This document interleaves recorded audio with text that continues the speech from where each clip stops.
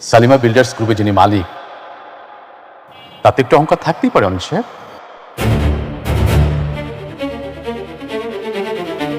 মালিক মেঘলা সালিমা বিল্ডার্সের মালিক? কিন্তু মেঘলা তো গরিব, বস্তিতে। ওনারা হচ্ছেন ম্যাডামের পালিত বাবা মা। ম্যাডামের আসল পরিচয় হচ্ছে তিনি এই বিশাল কোম্পানির মালিক।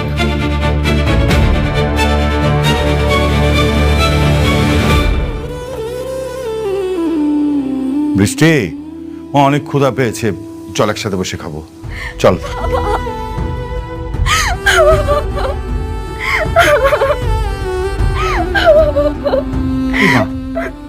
মারে, তুই কান্না করছিস কেন? ডাক্তারের সাথে কথা হয়েছে? হ্যাঁ বাবা, কিন্তু ডাক্তার বলেছে আমি আর সত্যি কোনোদিন মা হতে পারবো না। আরে কি বলছিস? ডাক্তার মিথ্যে কথা বলেছে। দেখ, আমি তোকে প্রয়োজনে নিজে বিদেশ নিয়ে যাব, ওখানে তোকে ডাক্তার দেখাবো। আমি অনেককে কি জবাব দেব বাবা বলো? অনেক আমার কাছে একটা শুধু সন্তানই চেয়েছে, এটা যদি আমি না দিতে পারি ও তো অনেক কষ্ট পাবে বলো। আমি ওর কষ্ট সহ্য করতে পারবো না। মা, মারে, আমি তো তোকে বললাম আমি দেখবো। আর জানিস বাপ, আল্লাহ অনেক মহান, আল্লাহ নিশ্চয়ই তোকে এত কঠিন শাস্তি দেবে না। নামাজ পড়, মন থেকে আল্লাহর কাছে দোয়া চাপ, আল্লাহ আমাদের সব বিপদ থেকে রক্ষা করবে।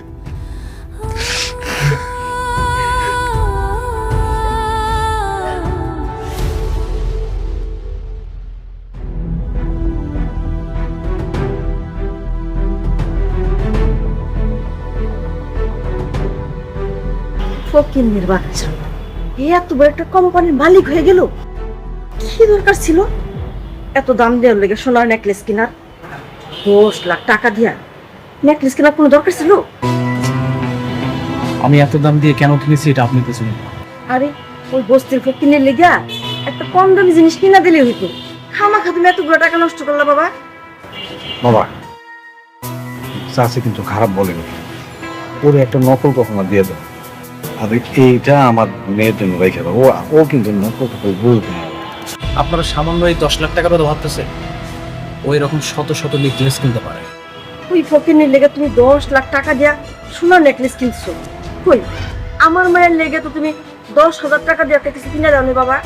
আপনাদের মেয়ের কথা বাদ দেন তো, শুনেন এখন শুধুমাত্র মেঘলার কথা ভাব। যে কোনো ভাবে হোক ওকে রাজি করাতে হবে, দরকার হলে ওর পায়ে ধরবেন। হ্যাঁ, আমি ও রাজি না হলে? রাজি না হলে এই বাড়ির থেকে আপনাদেরকে বের করে দেবে, তখন গিয়ে রাস্তায় থাকবে।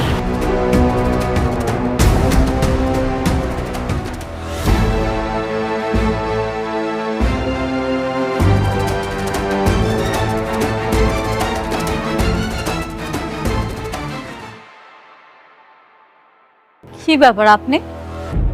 আপনারা না আমি কইছি আপনার কাজ না থাকলে আমার অফিসে আইবেন না। আপনি তো আইছেন লগে করে আবার হ্যাগো লয়ে আইছেন, মতলবটা কি কোন তো? আপনার জন্য একটা গিফট নিয়ে এসেছি, আর এটা দেওয়ার জন্য আমরা আসছি। শোনো, অনেক দাম, 10 লাখ টাকা দিয়ে কিনছে। তুমি তো সারা জীবন বস্তিতে থেকে আইছো, এত দামি জিনিস কোনোদিন চোখ থেকে দেখছো? মানে আনছে যেহেতু, মানে ভালোবেসে আনছে তো জিনিসটা নিয়ে নাও। ছেলেটার মনটা কিন্তু অনেক ভালো। আর এটা তোমাকে অনেক মানাবে, আমি অনেকগুলো দোকানে দেখে এটা দিয়ে এসেছি। সত্যি? আল্লাহ, এত দামি নেকলেস! আমি তো খুব খুশি হয়েছি, আমার অনেক।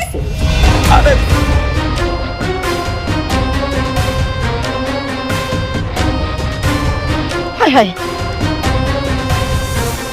আপনারা কি ভাবছেন আমার স্বর্ণের জিনিস দিবেন আর হাত করে ফালাইবেন? আপনি আমার স্বর্ণের জিনিস কিনা দিলে আমি আপনার বিয়া করতে রাজি হইতাম? এত সহজ? বৌমা, এত দামি জিনিস আর তুমি এমনি ফেলাই দিলা? তুমি কেমন দামি জিনিস কোনোদিন চোখে দেখছো? আর তাছাড়া তোমার এত অহংকার। আমার অহংকার বাড়ছে, আমার অহংকার বাড়ছে। আপনার কোনো অসুবিধা আছে তাতে? আপনার তো কোনো অসুবিধা নেই। কেন আইছেন এখানে? ভালোই ভালোই কইতেছি এখান থেকে চলে যান, নাইলে কিন্তু বডিগার্ড দিয়া ঘাস ধাক্কা দিয়া বাড়ি করে দিন। বোমা আমার কথাটা একটু শোনো। এই রাতুল বাবা কিন্তু খুবই ভালো ছেলে, খুবই ভালো ছেলে, আমাকে অনেকের চাইতে ধরো 1000 গুণ ভালো ছেলে। তুমি যদি ওরে বিয়ে করো না, তুমি কিন্তু বেশ সুখে থাকবে। আর তোর যে অনেক ও তো তোমাকে বেইমানি করছে, দ্বিতীয় বিয়া কইরা বউলে ফুর্তি করতেছে। তুমি রাতুলে বিয়ে করো, রাতুল অনেক ভালো ছিলে, দেখবা তুমি রাজ রানীর মতো থাকবা। বুঝছি, কথা আছে না, সোজা আঙ্গুলে ঘৃণা উঠলে আঙ্গুলটা বাঁকাইতে হয়। বডিগার্ড, ম্যাডাম ওনাদের ঘাড় ধাক্কা দিয়ে বাড়ি করে দাও। না না না না না, বোমা বোমা তা করো না। শোনো না মা, রাতুল অনেক ভালো ছেলে, তুমি ওর বিয়ে করো, কিন্তু তুমি খুব ভালো থাকবা। পাঠান বলতেছি। রাতুল সাহেব, এসব কি সার্কাস শুরু করলেন? হ্যাঁ, আপনি কি ভুলে গেছেন যে আপনার সাথে আমাদের কোম্পানির একটা বিজনেস চলছে? Really sorry. এই আঙ্কেল আন্টি সিকিউরিটি, ওদেরকে খাট ধাক্কা দেবে একটু দেখেন দিকে। আচ্ছা যাইছি যাইছি।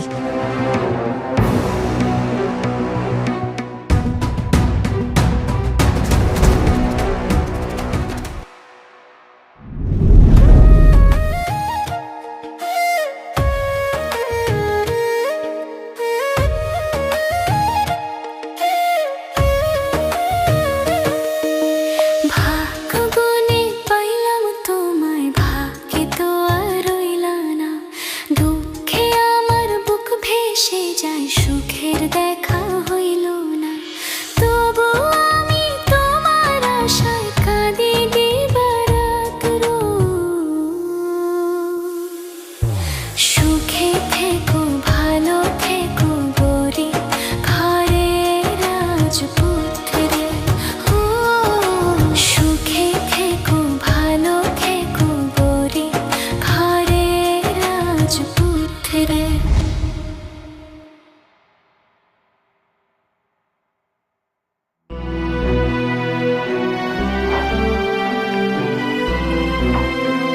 ফ্রেশ হয়ে গেছো?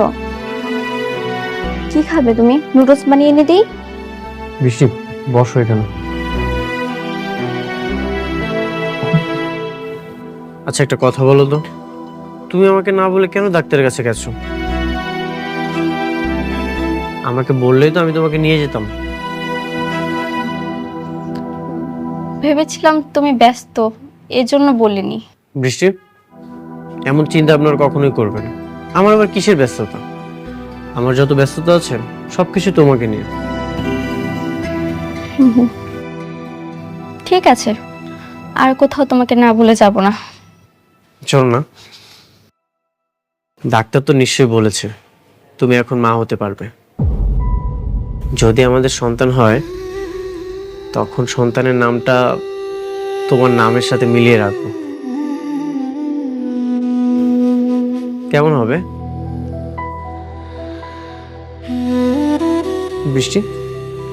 তুমি খুশি তো? হ্যাঁ, খুশি।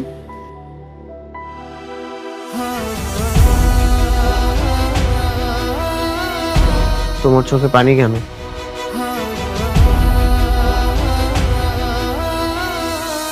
কই, এটা তো খুশির পানি। বৃষ্টি, হ্যাঁ বাবা। আসবো? হ্যাঁ আসো। বৃষ্টি, ও তুমি, হ্যাঁ তুমি অফিস থেকে কখন আসলে? এই তো কিছুক্ষণ আগে। আচ্ছা শুনো, আজকে রাতে আমার একটা প্রোগ্রাম আছে। কিসের প্রোগ্রাম বাবা? ওই যে আমাদের সবচেয়ে বড় প্রজেক্টটা আছে না, তার মালিক আনিসুর চৌধুরী, তার মেয়ের এঙ্গেজমেন্ট, আমাদের সবাইকে দাওয়াত দিয়েছে। বৃষ্টি, তুইও রেডি থাকিস, আমরা সবাই মিলে প্রোগ্রামে যাব। ওকে? ঠিক আছে বাবা। কথা বল তোরা, আমি যাই। বিয়ের পর তো আমাদের একসাথে কোনো প্রোগ্রামে যাওয়া হয়নি, ভালোই হবে এই প্রথম আমরা কোনো প্রোগ্রামে যাব একসাথে।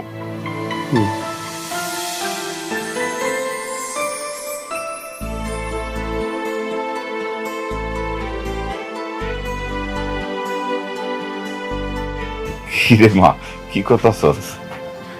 কিছু না আব্বা, কয়টা ছবি দেখতেছিলাম। ও ভালো। মারে এই তোর একটা কথা কইতে চাইছিলাম কমু। হ বা কও কি কথা? না হয়েছে কি ওই অনেকেই তো মনে কর 2 বিয়া কইরা সংসার করতেছে, 2 বউর সাথে মিলমিশও আছে। তো বলছিলাম যে তুই যদি ক্ষমা কইরা দে একসাথে। আব্বা আমি পারবো না। আমি আমার স্বামীর ভাগ অন্য কাউরে দিতে পারতাম না। তুই মাইনা না নিলে কি হইব? সে তো ঠিকই আর একটা বউ নিয়ে দিব্যি সংসার করতেছে। করতেছে, আমার পিঠ পিছে করতেছে, আমার সামনে তো আর করতেছে না। আমরা 2 সতী মিলে এক লগে সংসার করুম জীবনে। তাহলে তুই কি করবি? তোর জীবনটা কি এমনি যাইব নাকি? আর কয়দিন পরে তোর সন্তান জন্ম নিব, তার পরিচয় কি করবি তুই? একটা না একটা উপায় ঠিকই হবে আম্মা। আর তো কিছুদিন, আমার এই সন্তানটা জন্মের পর আমি ওর ডিভোর্স দিয়ে দিব। মারে, তুই আমাকে ভুল বুঝিস না, আমরা তোর একটু সুখী দেখতে চাই।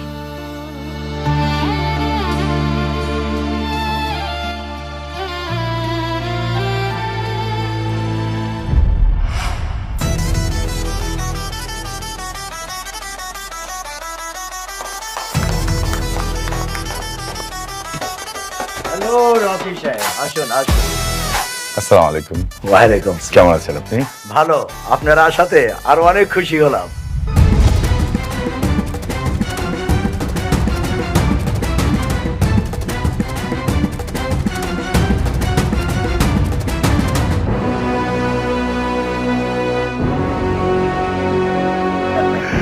আচ্ছা, পরিচয় করে দিচ্ছি।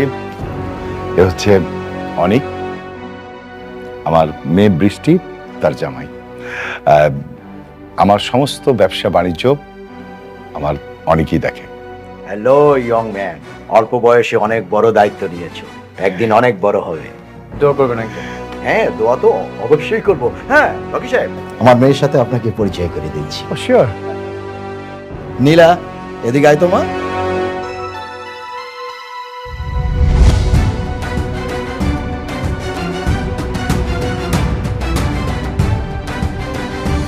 বাবা, হ্যাঁ, তুমি ওকে চিনো? ওকে ইনভাইট করছো তুমি?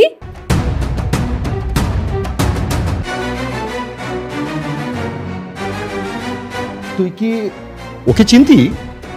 হ্যাঁ, খুব ভালো করে চিনি। তোমাকে বলেছিলাম না, আমার জন্মদিনের সময় একটা ছেলে আমাকে থাপ্পড় মেরেছিল, এটাই সেই ছেলে। ওয়াইসি, এই সেই ছেলে? হ্যাঁ বাবা, একটা বস্তির মেয়ের জন্য আমার গায়ে থাপ্পড় মারে আর সেই দিনের জন্মদিনটা মাটি করে দেয়।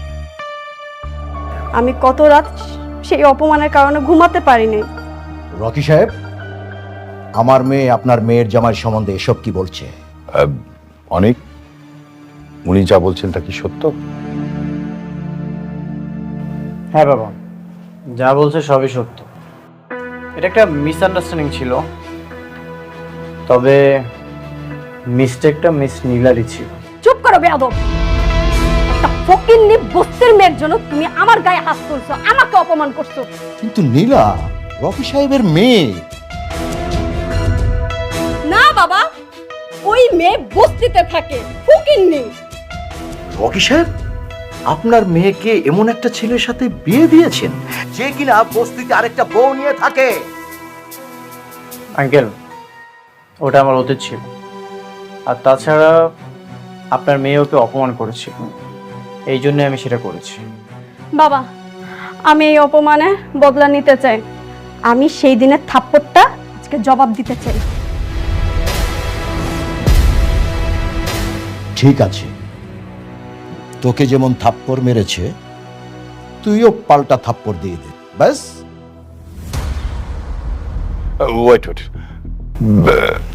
প্লিজ দেখুন, অনেক তো বললো যে একটা ভুল বুঝাবুঝি হয়ে গেছে, আজকে শুভক্ষণে এই কাজটা না করলে হয় না। অবশ্যই করব রকি সাহেব। আমার মেয়ে যদি ওকে থাপ্পড় মারতে না পারে তাহলে আপনার সাথে আমার যে বিজনেস ডিল ছিল সব বন্ধ করে দেব। নীলা, যা থাপ্পড় মার।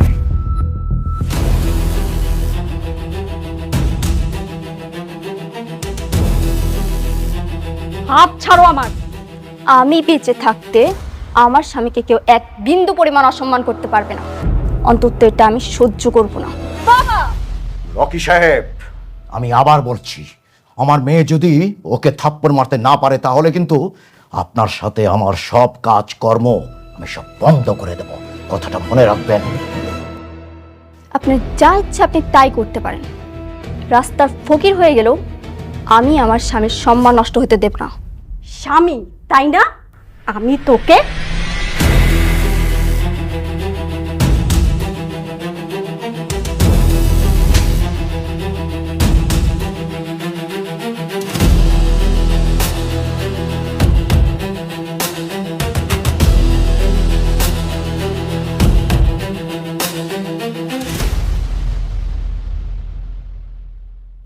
বিজনেস বিজনেসের জায়গায়, আর আত্মসম্মান আত্মসম্মানের জায়গায়। আপনারা আমাদেরকে এখানে ইনভাইট করেছেন, আর ইনভাইট করে এনে আমাদেরকে অপমান না করলেও পারতেন। বৃষ্টি, চলো। দেখুন, আমি তো আপনাকে বলেছিলাম যে ছোটখাটো বিষয় নিয়ে এই ঝামেলাটা না করলেই পারতেন, শুনেন নাই। আসি, আসসালামু আলাইকুম।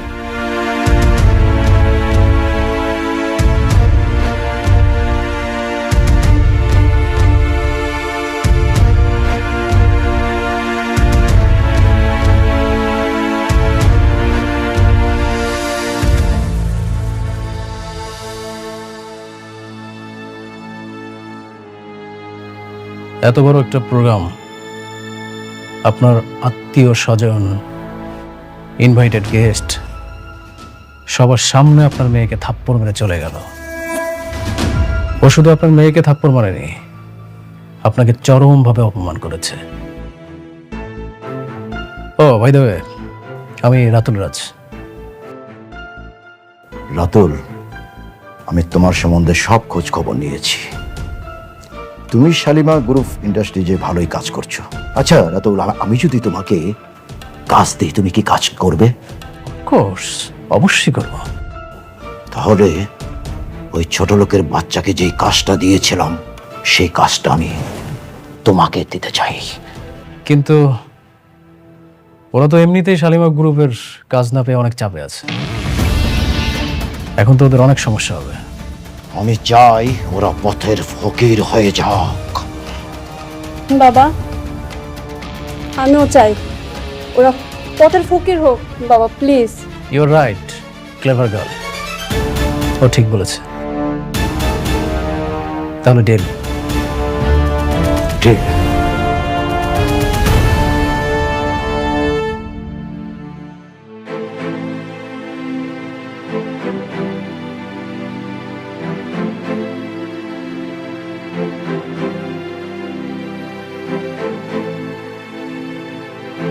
সরি বাবা, আমি সেখানে নিজেকে সামলাতে পারিনি। কেন সরি বলছিস? তুই যে কাজটা করেছিস একদম ঠিক কাজ করেছিস।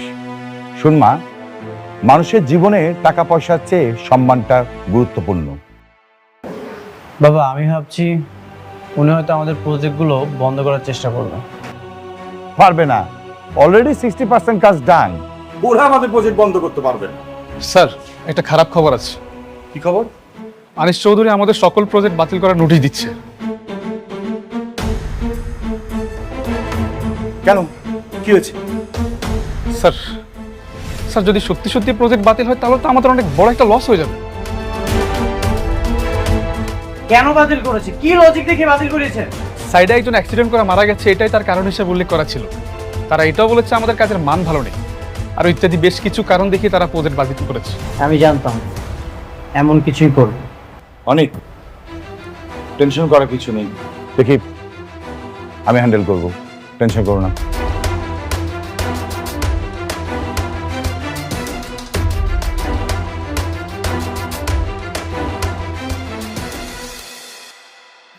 না, আমাদের ফকির হলে চলবে না, যেভাবে হোক আমাদের একটা উপায় খুঁজে বের করতে হবে।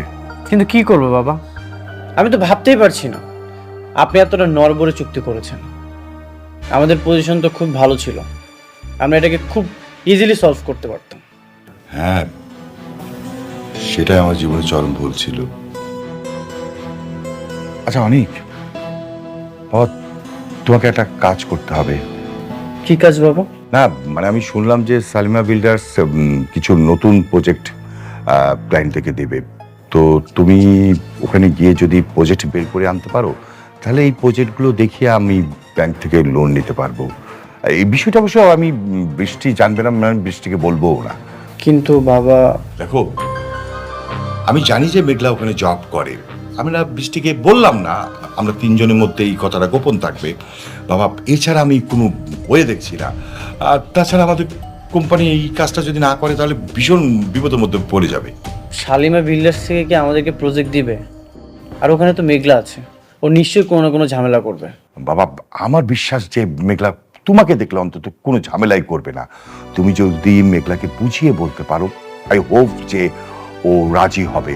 কিন্তু বাবা খবরদার গরম মাথায় বলা যাবে না, খুব ঠান্ডাভাবে বলতে হবে।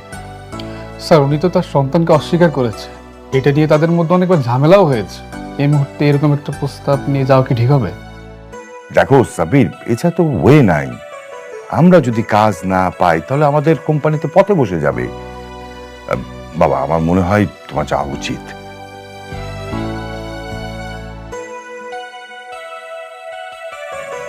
ঠিক আছে বাবা, আমি যাব।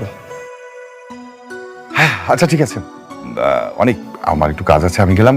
যত তাড়াতাড়ি পারো তুমি এটা হ্যান্ডেল করো। হ্যাঁ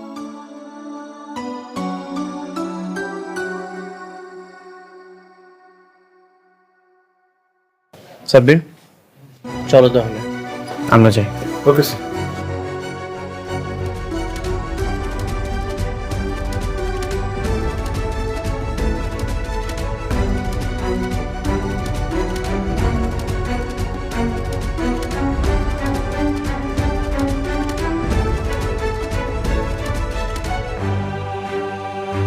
ভিতরে যাওয়া যাবে? ভিতরে যাওয়া যাবে না অনুমতি ছাড়া। আমার কোনো অনুমতির প্রয়োজন নেই, তুমি যে বলো অনেক এসেছো। ম্যাডাম মিটিং আছে, এখন দেখা করবেন না। আপনারা সবাই জানেন শালিমা বিল্ডার্স হয়েছে একটা নামকরা কোম্পানি, আর সেই নামকরা কোম্পানির সুনামটা ধরে রাখা কিন্তু আমাকেই দায়িত্ব। জি ম্যাম।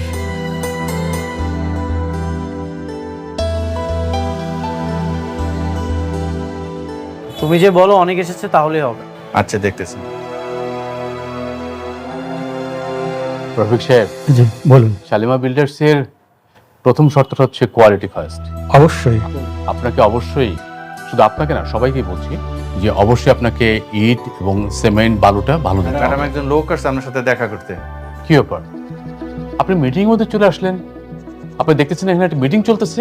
স্যার ওনাকে বলছি, ওনার শুনতেছেন, ওনার নাসর বান্দার। যান ওনাকে ঘাট ধাক্কা দিয়ে বের করে দিন। ঠিক আছে স্যার, ওকে। হ্যাঁ, কি যেন বলছিলেন রমজান সাহেব?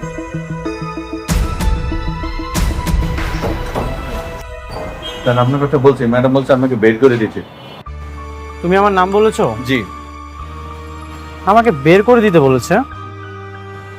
ঠিক আছে, আমি কল দিচ্ছি। আচ্ছা কল দিয়ে দেখ।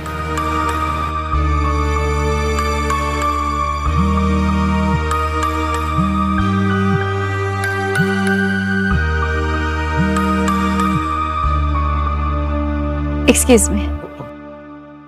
হ্যালো। তোমার অনেক অহংকার বেড়ে গেছে তাই না? আমি তোমার সাথে দেখা করতে যাচ্ছি, তুমি এখন আমার সাথে দেখা করতে যাচ্ছ না। কোটিপতি হওয়ার পর খুব অহংকার বেড়ে গেছে তোমার। কি বলতেছো তুমি এসব? কি বলছি তুমি বুঝতে পারছো না? ও আচ্ছা, এখন আমি একদম ক্লিয়ার। তোমার গর্বের সন্তানের স্বীকৃতি দেইনি বলে তুমি এখন আমার সাথে এমন করতেছো। একটা কথা মনে রেখো, এই দিন কিন্তু দিন না, এই দিনকে নিয়ে যাবো আমি সেই দিনে, আর সেই দিন তোমার অহংকার ভেঙে চুরমার হয়ে যাবে। কি তোমার কি মাথা খারাপ হয়ে গেছে? কি সব উল্টাপাল্টা কথা বলতেছো তুমি? সরি। ম্যাডাম, ম্যাডাম আপনি মিটিং কন্টিনিউ করেন, আমি দেখছি। Please carry on. ম্যাডাম, হ্যাঁ ও হ্যাঁ, যেটা বলতেছিলাম আমরা তো, আমি চাই। সালাম স্যার। সালাম স্যার। আপনাকে চলে যেতে বলা হয়েছে, আপনি এখন দাঁড়িয়ে আছেন কেন? আমি যার সাথে দেখা করতে এসেছি সে কোথায়? উনি আপনার সাথে দেখা করবেন না। দেখা করবে না মানে? ওর এখন অনেক অহংকার বেড়ে গেছে।